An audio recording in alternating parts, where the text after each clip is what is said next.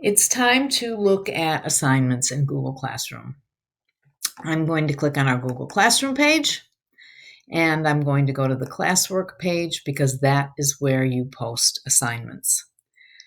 Now, when you click on the Create button on the classwork page, notice that you can create an assignment, a quiz assignment, a question, material, or reuse a post.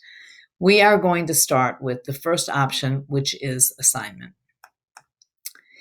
This looks just like create an announcement on the stream, which we did in the prior exercise.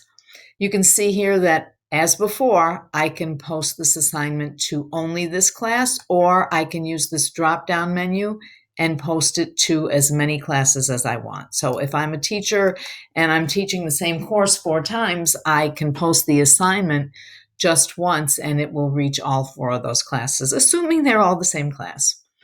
The other thing that's really nice about this is that we can differentiate our instruction because we can click the down pointing arrow next to all students and we can pick and choose which student we want this assignment to be delivered to. Of course, that requires more work on your part, but I want you all to know that that is a very, very good solution for those of you that are really interested in differentiating your classrooms. Maybe some of you are co-teachers and you're creating a few different versions of assignments for the different types of learners in your class. So you can post this assignment twice or 3 times or however many different versions of it you've made, and it will only reach those students for whom that assignment has been designed. Again, you would put in the title, you would put in the instructions. I recommend as much information here as possible so your students don't say, Mrs. Brandon, what did you mean by that? I don't know what to do, all this stuff like that. You can assign points to the assignment or you can make it ungraded. I have been making all these assignments for you ungraded, but you can assign as many points as you want. If you use a 4-3-2-1 rubric type New York State assessment kind of grading system, you can do that, or you can make it ungraded, or you can do as many points as you want. When you click on the due date, this is really nice because you can choose a date in the future. Like as I've been posting things for Module 2, I've been making them due on November 17th. You can even specify a time if you want. And then, of course, you have the topics, and how you've set up your classwork page will determine where you put this assignment. I have rethought the way my classwork page is designed, and you can see I have now a resources topic, a week 1 assignments topic, and a week 2 assignments topic, making it a little easier for you to locate the assignments for each week of this class we're in. Now, moving over here, again, you can attach something. And most of the time when you're using this attach button, it would be probably a PDF, because all the other things that you want to attach in Google Classroom really should be Google Docs. They should be slideshows, they should be Google Docs, spreadsheets, etc., Google Drawings, Google Forms. Because they will integrate well into Google Classroom for your students. But this attach tab would be very handy if you had a reading that you had downloaded from, say, New York State website or some other organization, doesn't matter. But PDFs are a good thing to include here as attachments. This is your link for adding a YouTube video, which we did earlier in your assignment, and this is your link for adding a website.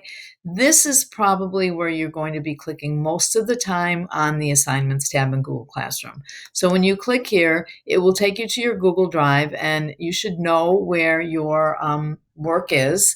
If you've just worked on it, it might be in the recent area, but you should be able to go to your drive and go to any one of your folders and find something that you could attach. And you would just click on it and click add.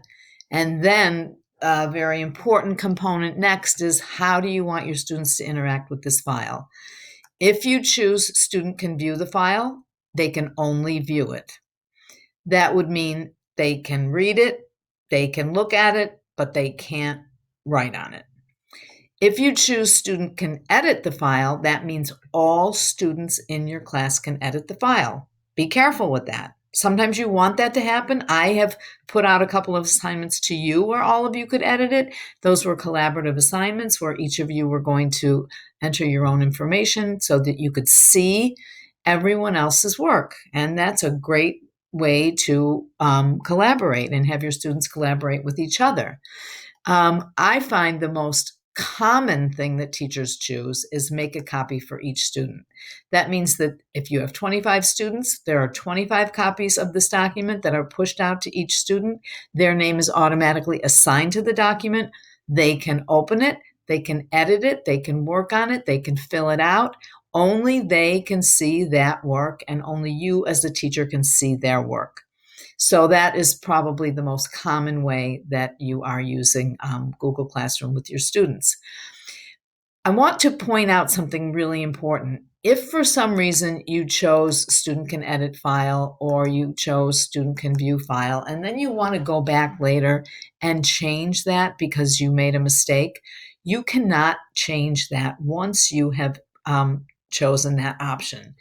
In order to redefine the assignment and choose the option, make a copy for each student, you're going to have to delete that assignment and start it all over again. Just a little pointer, because I've had that happen very many times with teachers that I've worked with. Now here under Assign, you can see that again, when you click the Assign button, I'm not sure why mine isn't working, you would be able to schedule it, or you would be able to assign it immediately. But you can schedule it for the future, or you can save it too. So that's nice if you know you're going to be out and you have a couple of assignments that you have ready to go for your sub, and they can simply log in, or you can simply log in and make that assignment go live.